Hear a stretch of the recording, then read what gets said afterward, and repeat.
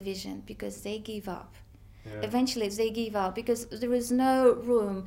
There is so much hampering of alternative opinion that people just do not survive. If you want to be a journalist, you want to be able to report, events, not to transmit a certain view, a view from the Kremlin all the time. Otherwise, you become a technical tool, like a transmitter. But salaries to transmit the Kremlin's view are high, much higher than in Russia's free media. Money and security is the reward for obeying orders and doing what you're told. Work for state TV in Russia, and you'll be rich, safe, and maybe famous. They're loyal soldiers, civil servants, bureaucrats in the state apparatus. But what they're not, what they absolutely are not, are journalists. They receive pretty good payment for doing that.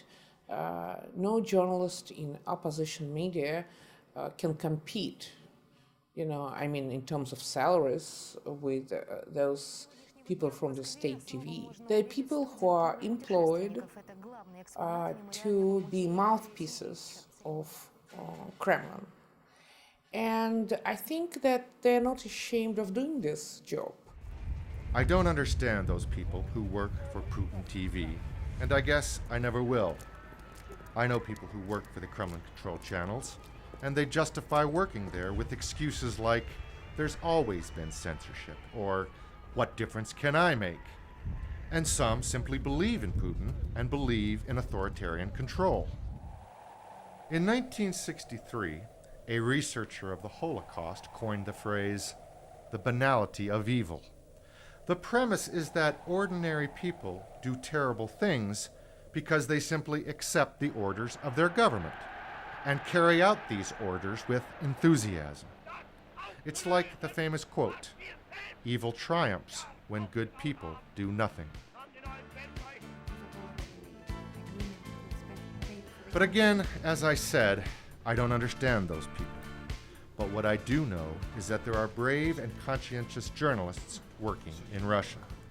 And there are still Russians, despite the danger, sacrificing and fighting to tell the truth.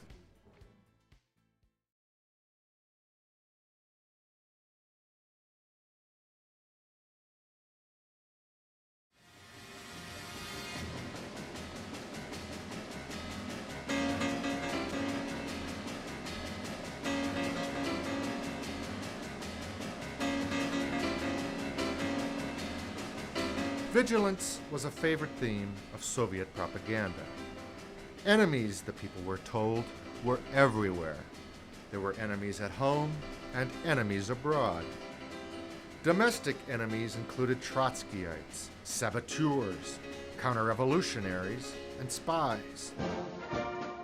The people were encouraged to be vigilant, keep their eyes open, and report suspicious behavior. And report they did. And the foreign enemy, imperialists, capitalists, and most importantly, the United States, the foreign enemy was powerful and hell-bent on destroying the Soviet Union.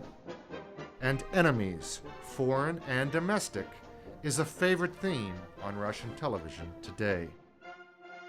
They are using the official enemy much more intensively than ever was in Soviet times. You know that the Duma is set to pass a law that will redefine treason into essentially dissent. Almost any, and this is really scary. It's traditional Russian thing, like it shouldn't surprise us, but it is a scary kind of regression to old form. And old form was pretty bad, you know. So we see this use of the enemy returning as a way, basically, of disciplining the population. Disciplining the population. Mr. Weir's words are chilling. Opponents of the regime are demonized and are described as mentally insane or as prostitutes of the West.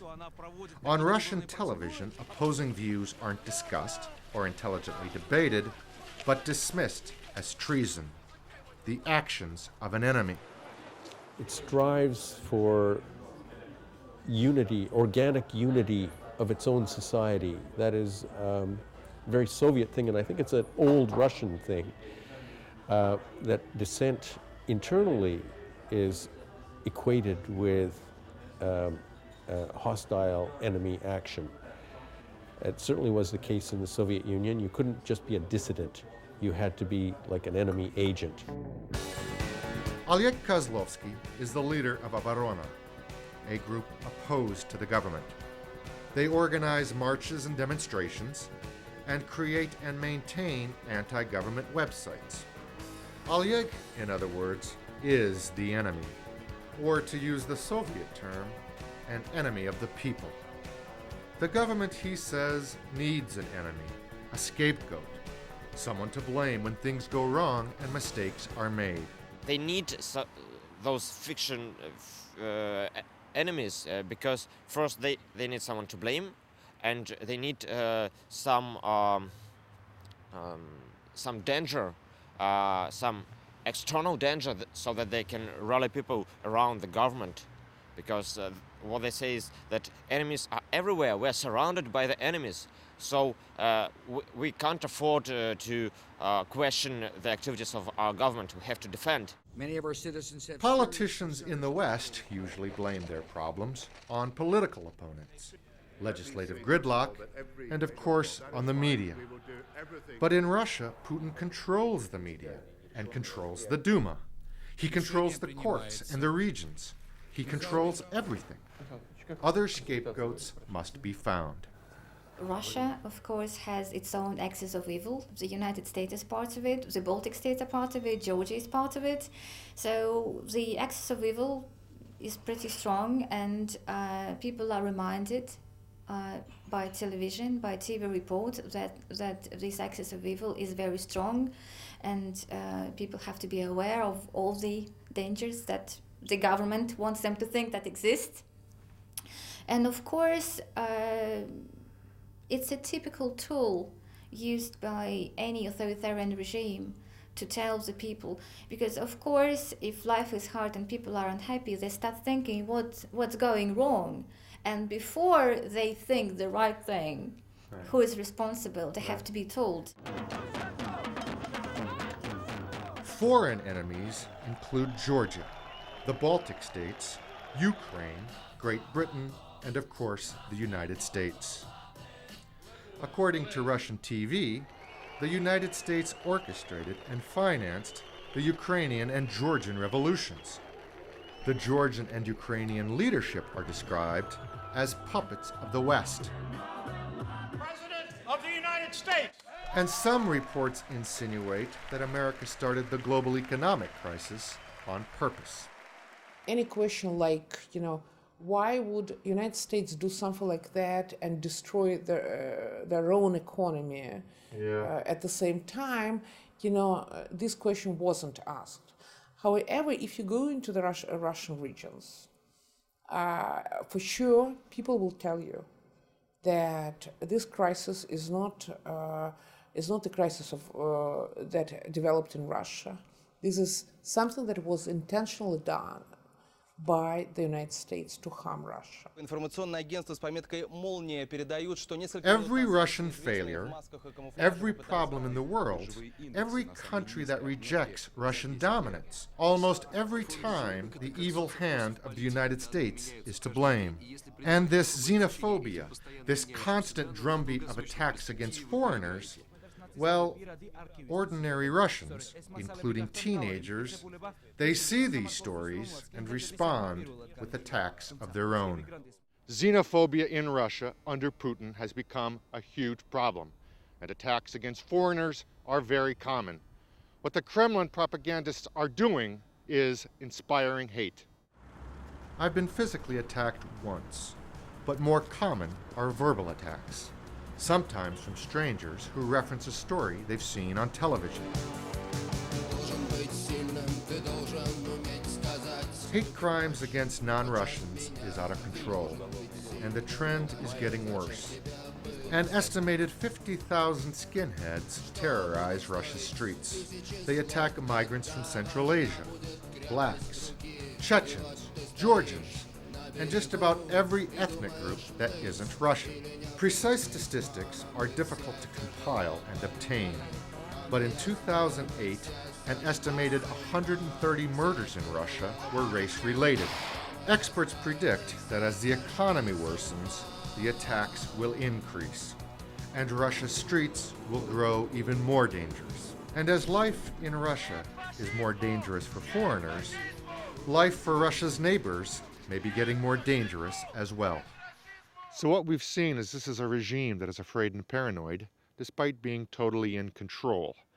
And this regime creates external enemies. Well, the United States, of course, can defend herself. The Baltic countries are in NATO, and even Ukraine is a large country with a large army. But what about little Georgia?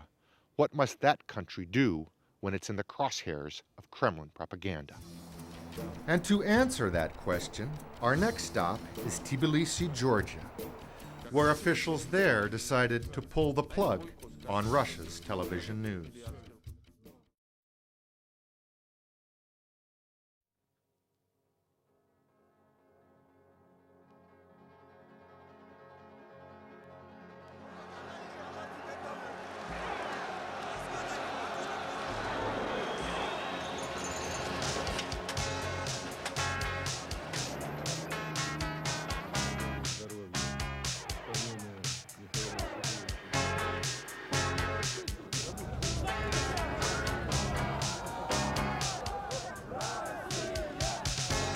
Relations between Russia and Georgia have been bad since the USSR fell apart in 1991.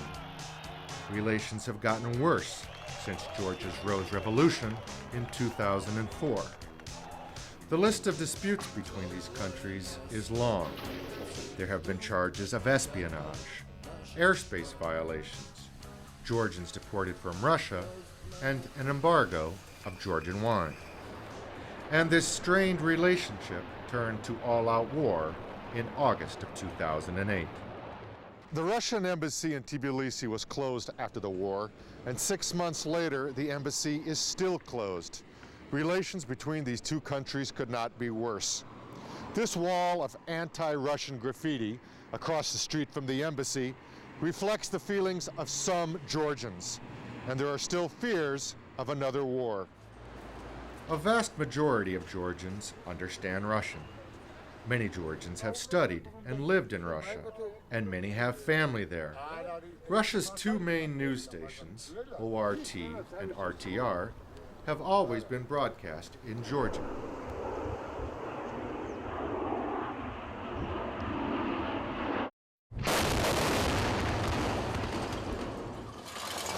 But when war broke out in 2008, when Russian forces invaded Georgia and Russian TV news began broadcasting their version of events, officials here pulled the plug and stopped broadcasting Russian television news.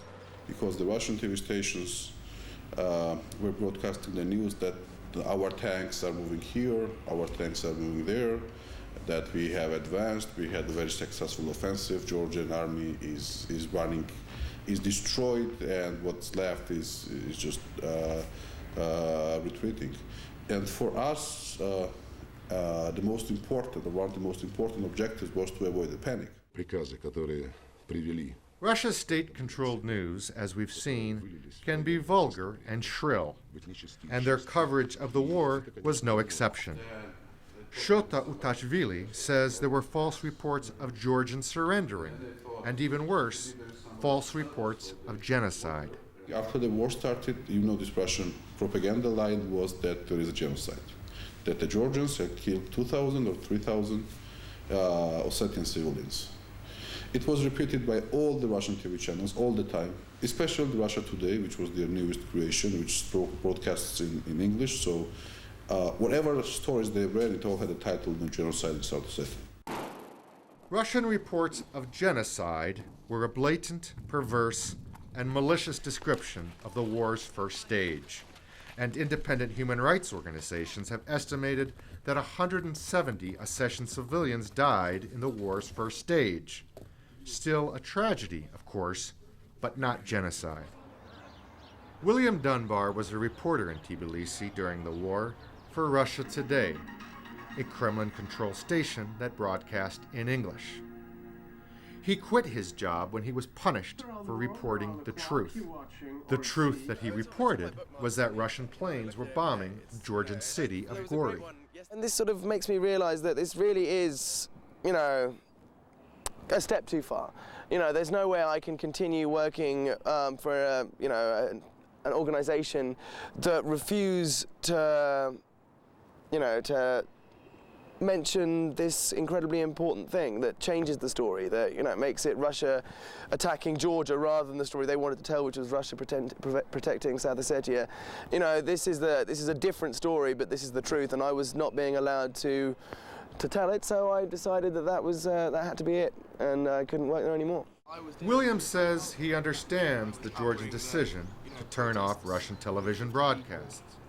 Any country, he feels, would have done the same. During the Second World War, would you really have had, the Allies broadcasting to Berlin if they could have stopped it? I mean... Because propaganda, it really is it's really an important tool of war. Of course, you do not have the enemy broadcasting, subversive propaganda to the capital city. I mean, it strikes me as obvious. Press freedom in Georgia is far from perfect, but there are television stations and other media here that criticize the government. According to Reporters Without Borders, press freedom here is still significantly better than in Russia. Shota Utashvili says he understands the importance of a free press.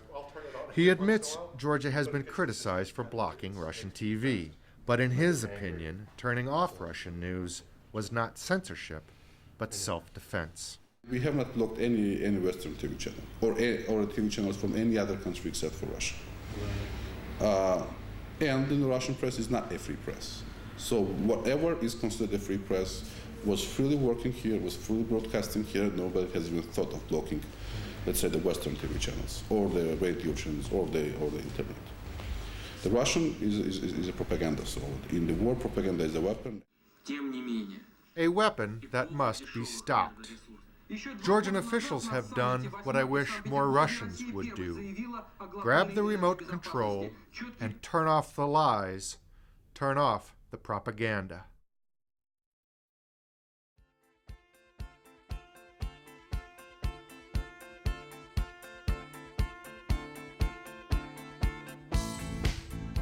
The Ostankino television tower in the outskirts of Moscow is a landmark, an enduring symbol of the Soviet past.